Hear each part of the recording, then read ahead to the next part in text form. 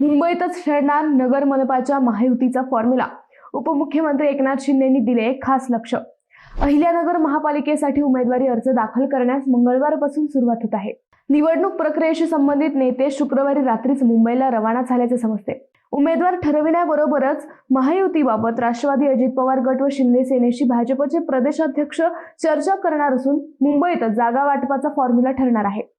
भाजपच्या प्रदेश कार्यालयाकडे निवडणूक प्रभारी जिल्ह्याचे पालकमंत्री राधाकृष्ण विखे पाटील, निवडणूक प्रमुख आमदार विक्रमसिंह पाचपुते, शहर जिल्हाध्यक्ष अनिल मोहिते इच्छुकांची यादी घेऊन शनिवारी मुंबईला रवाना झाले.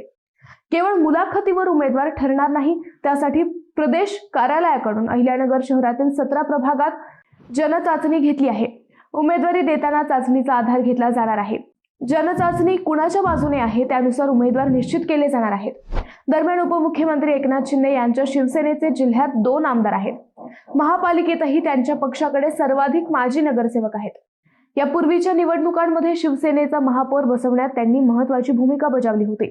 ते मुख्यमंत्री असताना जिल्ह्याचे अहिल्यानगर नामकरण झाले.